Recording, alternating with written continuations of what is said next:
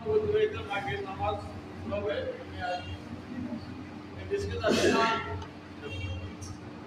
আমার সামনে বুঝ যারা আছে সবাইকে আসসালামু আলাইকুম।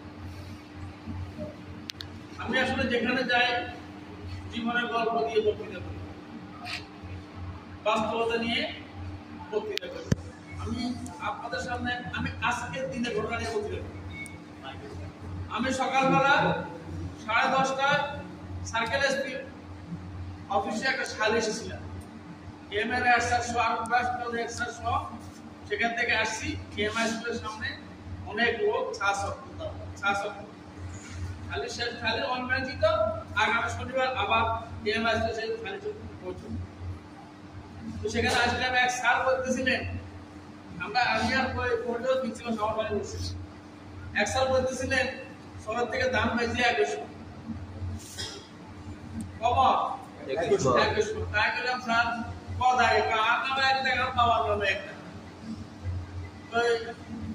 তিনে টাকা পাইছে 2100 এখন স্যার কত বাড়াইছে কম কয় ফার্স্ট পাইলাম জীবনে ফার্স্ট পাইলাম। আমি ডাইরেক্ট কষ্ট পেলাম বাজারে ভর্তি হয়ে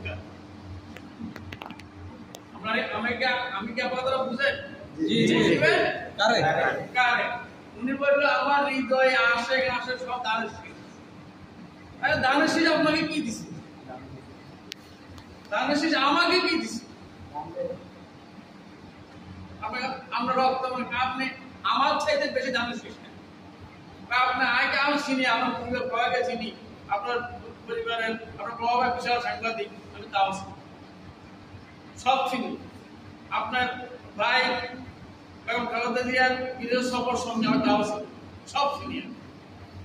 আমার ছেলে বড় আছে ভুবনেশ্বরে যারা আছেন, আমার বাবা ভুবনেশ্বরের জন্মদাতা দানের বীজ বুনছে আমার বাবা, এবং দীর্ঘদিনের সভাপতি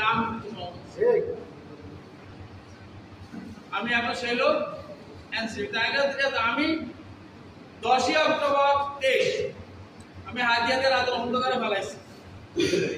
27 অক্টোবর পল্টনে ছিলাম, 28 অক্টোবর পল্টনে ছিলাম, কি পাইলাম মৃত্যুর জন্য তৈরি হয়ে গেছে সেটা। আর 24 অক্টোবর আইসা 24 আগস্ট আইসা ছাত্ররা কি করছে সে আন্দোলনে আমাদের রুমিন ফারানা যেদিন আন্দোলনে আসছে আমি সেদিন ঢাকা।